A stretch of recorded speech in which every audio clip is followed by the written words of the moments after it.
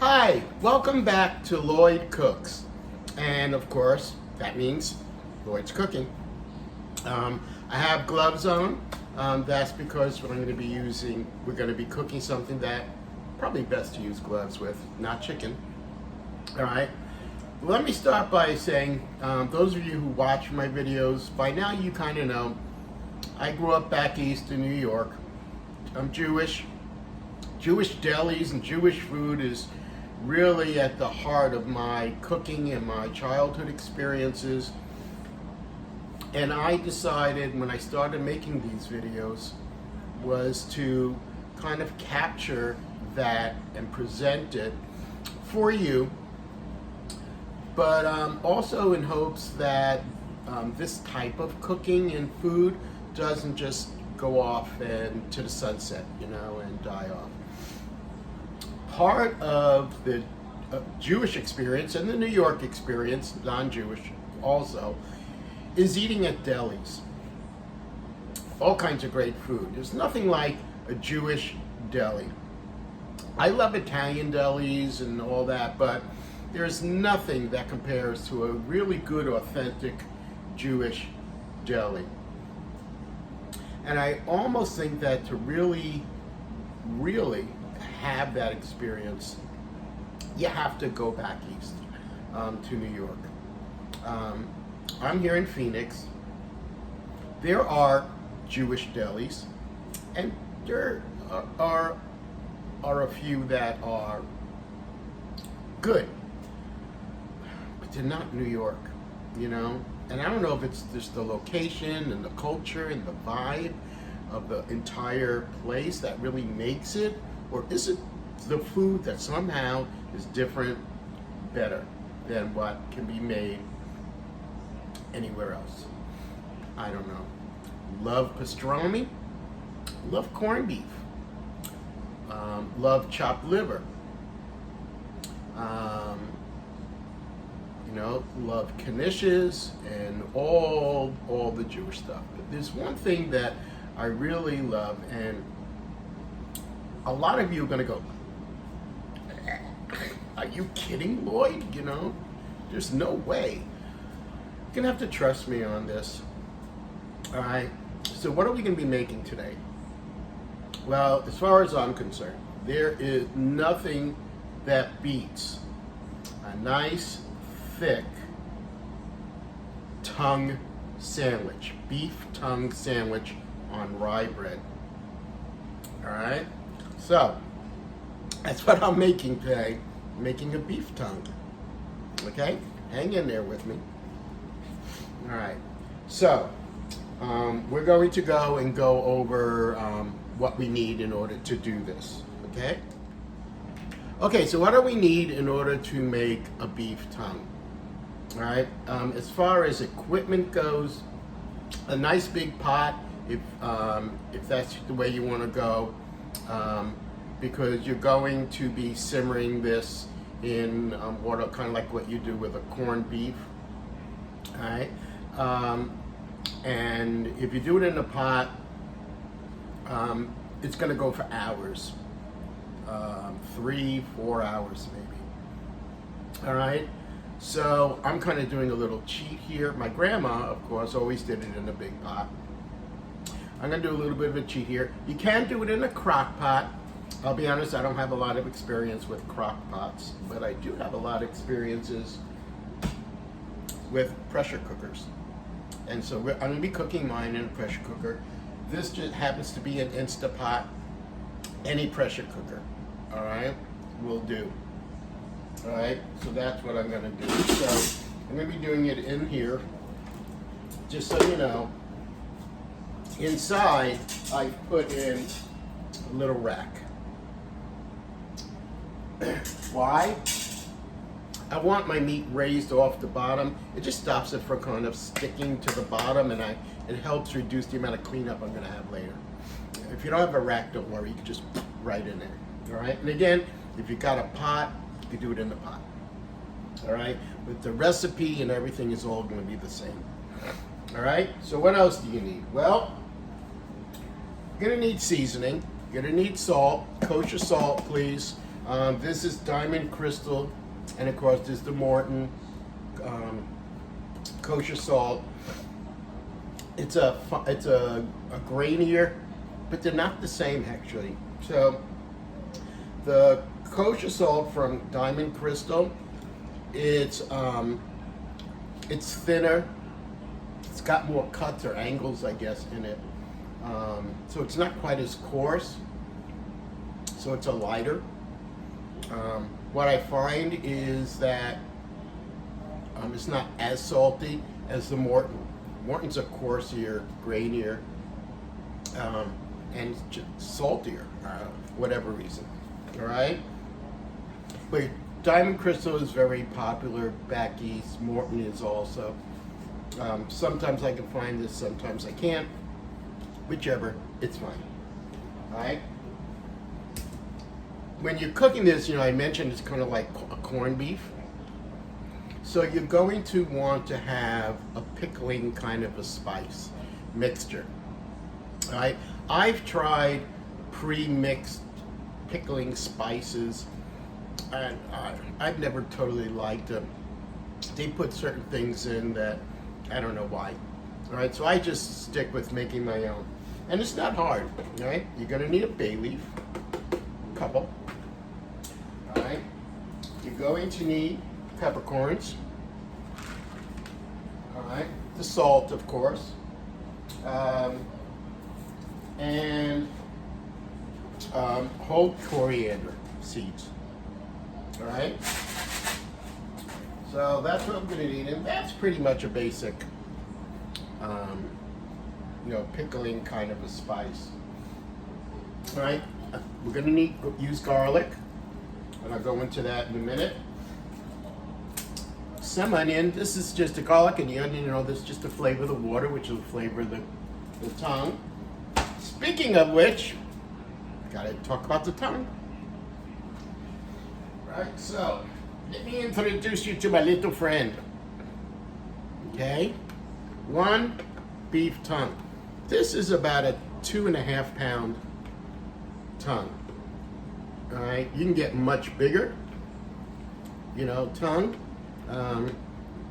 I'm really the only one in my family that will eat this, so I will. Now, when you get a tongue, it usually will come frozen, unless you have a specialty market where it'll be fresh. All right, but if it's frozen, it's fine. You'll thaw it out in the fridge, right? But it should smell clean and fresh. If it has an off flavor to smell to it, okay. So anyway, but that's true with like any meat or any fish or anything like that, right? It should not taste bad. Smell bad. All right. You will see that the bottom of it, there's a bit of fat. We're not going to cut it away. All right. It'll kind of get taken away in the cooking process, but it'll also add flavor. Fat is flavor. Okay. So there you go. So the tongue, it does have there is a skin on the tongue. It's almost feels like can you hear it? It's like sandpaper. All right. You'll see that when we cook it, the skin of the tongue itself will be able to peel that off. Something to look forward to, right? All right. But when my kids were tiny, we were on vacation, and I bought a tongue to cook. I took it out, and the kids looked at it, and I chased them around the house with it, trying to lick them with the tongue. They ran around screaming. One of those times I remember fondly as a parent. At any rate, there you go. Right, the tongue. All right, so we're going to start getting ready to put this all together. Okay, so this is a basic, easy, rough chop, throw it in the crock pot kind of a thing. So, but the first thing I'm going to do is I'm going to take my tongue. All right, I'm just going to lay it on the rack inside my pressure cooker.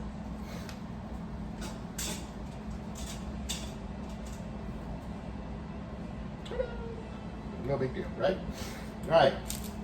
One medium-ish size onion. Okay. We're not doing anything fancy schmancy with it at all. Now let's take the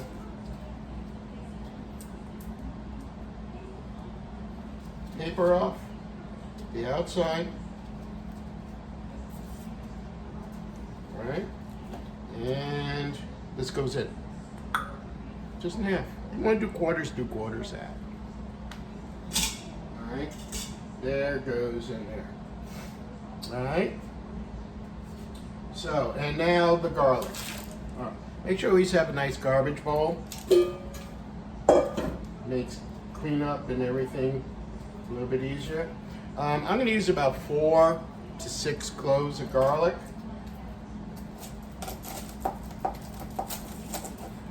All right, I cut off where the root was. All right, so it exposes the garlic. All right, I'm going to separate them out. You know, get off whatever paper I can. I'm not going to really bother about really cleaning the garlic per se. We're not eating it. All right, it's, again, this is all just to flavor the water. But what I do like to do, just so it can help the garlic to depart as much flavor as possible, is give it a good smash. All right. If the paper comes off easy after you do that, all right, man, look at that. That doesn't hurt. But see how it's just smashed and open now? So I put them in, that's one. Yeah, my papers are coming off as I smash it, so. All right, that's 2. And again, depending on the size of your cloves, of your garlic, you can put in a little less, you can put in a little more. All right, 3.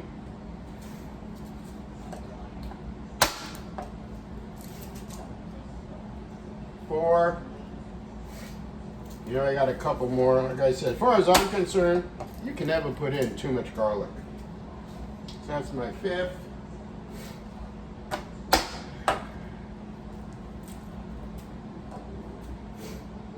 6, and here's 7. I know, I said 3 or 4. I'm putting in 7.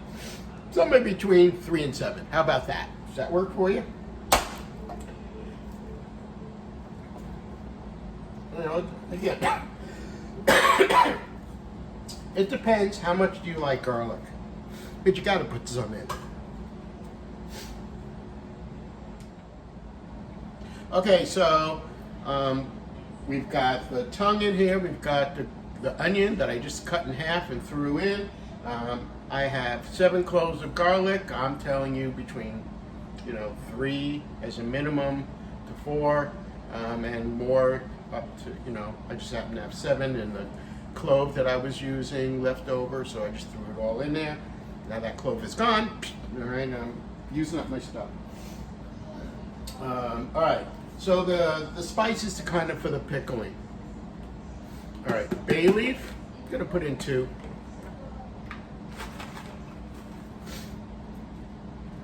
It's 1, and it's this little one, so I might just go ahead and add another one.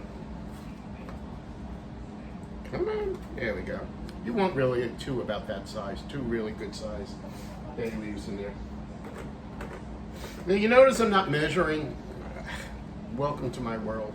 My grandma didn't measure. I learned from watching her. I just find that, sometimes measuring is good. If I'm baking and stuff like that, measuring is essential, which is why I don't bake.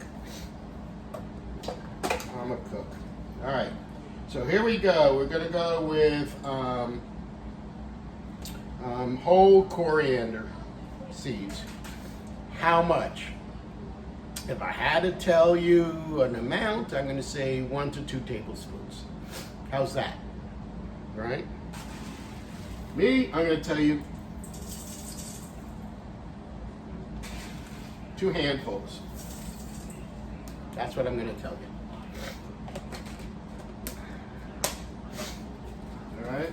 and black peppercorns. This one just happens to be a mixed pepper. So there's white pepper and black pepper and red pepper and maybe green, I don't know. That's in here. If you have just black peppercorns, that's fine. But you want the whole, not the grated up stuff. Anyway, how much? A good handful.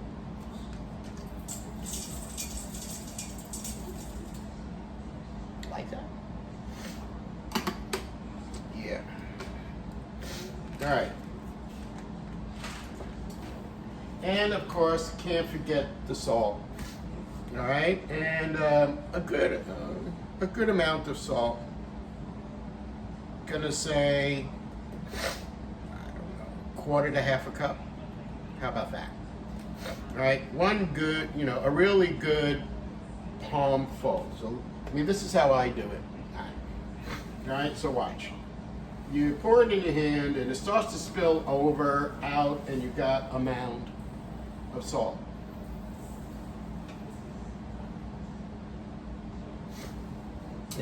With the diamond crystal, you can even do a little bit more. Like I said, it's not as salty as the Morton.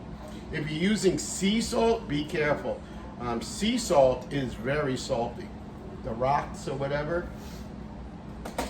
so you want to be careful with that. But that's it. So again, to recap, I've got my tongue, I got my salt, I got my garlic, I got my onion, I got my bay leaf, I got my whole coriander, my pepper, my black pepper. All right, and that's all we need to do now is add enough water so that it comes over the top of the tongue. So I'm gonna go fill it up and I'll be right back. Okay, so filled my my container up with water. It took between around 9 cups of water. So I'm going to say somewhere between 8 and 10 cups of water you'll probably need to fill it up. Now, as far as the size of your container, use your sense in that if you've got a small tongue, you don't need a huge pot, right? That wouldn't make sense. So the tongue should fit nicely into your pot.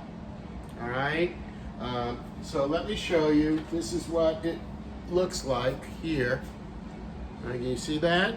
So I've got all my spices in there, and my onion, and my tongue is laying there as well, all nice and snug. All right, in there. So what I'm going to do is I'm going to put the top on. All right. Make sure my valve is pushed to the right position, so that it's going to pressure cook. All right, so you want to lock that pressure. All right. I'm going to start with an hour of pressure cooking. No matter if I did it in just a regular pot, we're talking maybe 3 hours of it simmering and simmering, and maybe even more depending on the size of your tongue. I'm going to start with an hour. I'll check it. How do you know when it's done? Well, you take a carving fork or a knife, and you go to push it through, and it should go through like butter. Kind of like how you would test to see if a corned beef was done. All right, so I'm going to bring this down to 60 minutes, just to start.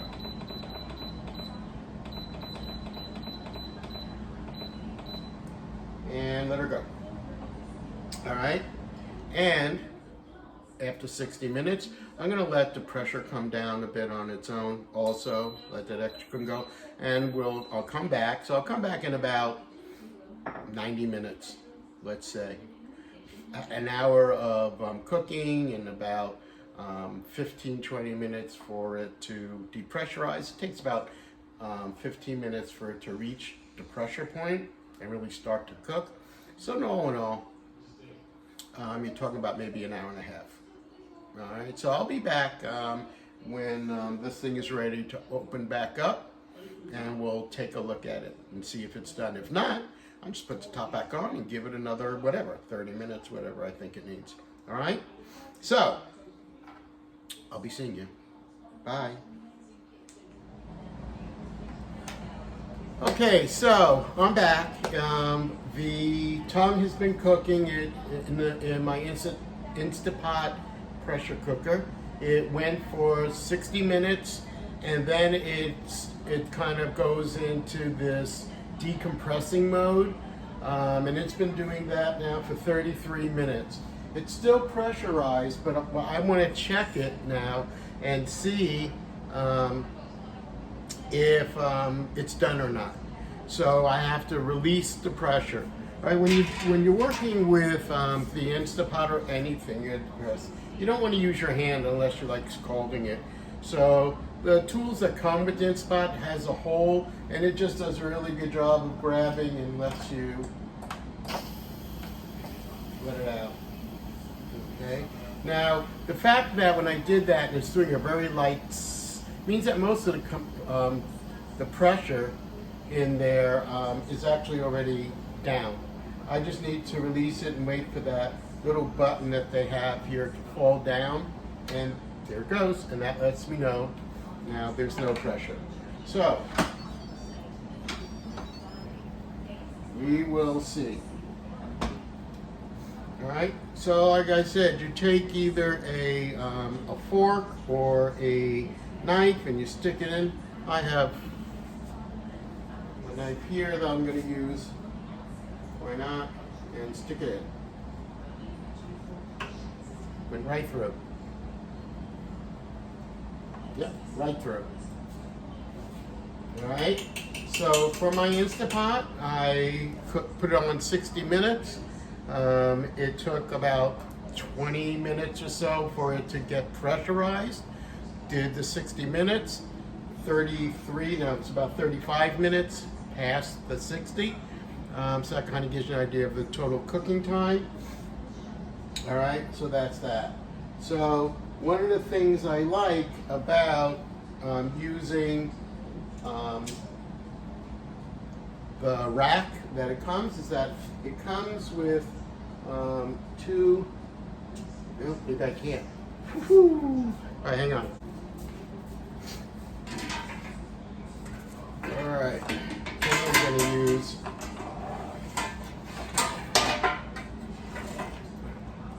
my little clippers. That one.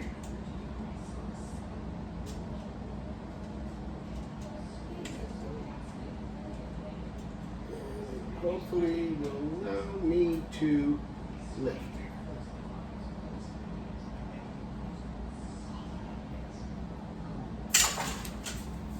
That didn't work very well. Best laid plans. All right, hang on.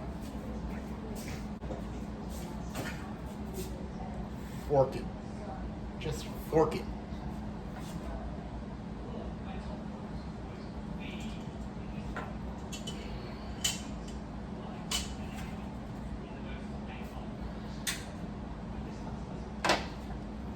All right, so there's our tongue. Now, what I need to do is I need to allow it to cool off a little bit. It's too hot to touch.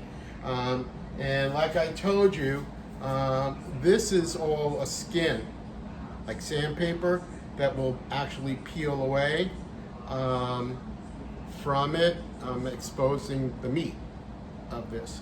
So, but before I do that, I really want to give it a little bit of time to cool off. So, I'm going to give it again about another maybe 15 minutes or so to cool off, and then I will come back. Okay, so I've let it sit and cool. It's been about 20 minutes or so. And so I can now touch it without burning myself, which is good. So like I said, after it's done, all this outer leather skin needs to come off. And it really, it literally will start to just peel off from the flesh. So I grab and I just start carefully pulling.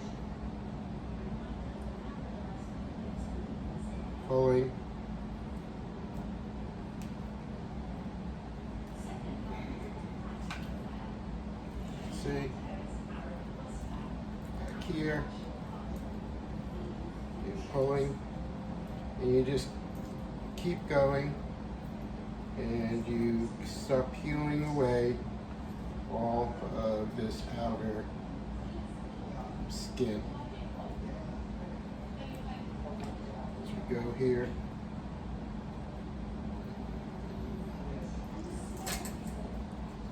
Very good. The thickest part of the outer skin is going to be right here at where the actual tongue is. All the taste buds, and so it's got all that texture and bumpiness from the taste buds and all that are part on there. You know, if you stop and think of it, I mean, the tongue is a muscle, and so I don't know any part of the cow that works more than the muscle, which is why, number one, it's a very lean, muscular piece of meat. So you can see, now, here it is. That's the tongue, all the leathery little bits. You know, give a look and make sure, you know, you got it all off there. But it looks like I did. You know, you're going to lose a little bit of the meat, you know, stuck onto it. That's normal, that's okay there as well. All right, and you got it. So what do you do with it now? Well, there's so many different directions that you can go. You know, I made it personally because I love tongue sandwiches. I have a hand slicer, you know, a mechanical, like you would see at a deli, smaller, but same thing. And so if I wanted to actually shave it on my slicer, I would wrap this in aluminum foil, put it in the fridge overnight, let it get nice and cold. All the juices kind of solidify in there, and it makes it a nice, cleaner, easier way to cut. If you have a nice sharp knife, you can go. Now I usually start cutting from the thicker end. This thinner end, the actual tongue part, you know, you can use it for a lot of different things. You can slice it for your sandwich, but I'll tell you, tongue is part of many cultures. Tongue makes phenomenal tacos. Tongue tacos. If I go to a taco place, not all of them have tongue or head meat, but if I see it there, I'm getting it. It's really yummy. You can make chili, tongue chili out of it, with some beans and stuff like that if you want. Sweet and sour tongue is very popular. Taking it from this point, putting some sort of a glaze on it, anything would do. Usually it's a sweet and sour kind of thing. Bake it for a little while, and you have a tongue roast. So tongue roast, some carrots, some potato. I mean, just let your imagination go wild, and you can swing this just about into any cultural type of food. But, as I said in the very beginning, for me, nothing beats just taking this and getting some nice thin slices going. You know, the thinner the better. If you have it in your fridge, and now you want to make sandwiches, slice off some. I would, like, maybe in a pan very quickly, just kind of heat it, warm on rye bread with mustard, preferably deli mustard, not that yellow stuff, but you know, you do you. Not mayo, all right? I'm gonna rant just for a second, but I'm always looking for good Jewish delis. And this place I looked online here in Phoenix said, just like Becky's. And they're famous for their pastrami. As good, if not better, than in New York.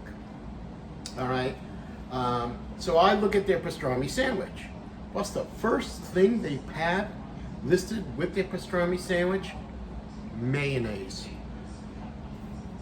Forget it. This is not a New York, no self-respecting New Yorker, especially a Jewish New Yorker, would ever put mayonnaise on a pastrami sandwich. It's not happening, folks. That's what we call goyisha. That's Christian, non-Jewish. All right, we don't do that. But mustard is what goes on. So you get yourself a nice slice. Like I said, a nice thin slice of this. Yeah, it's so nice. It comes apart really nice. Oh yeah, it's.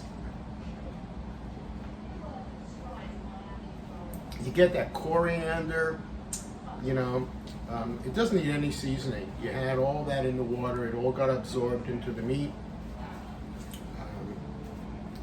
It's great. Anyway, go ahead and next time you're at somewhere, go ahead and look for beef tongue, and try this out.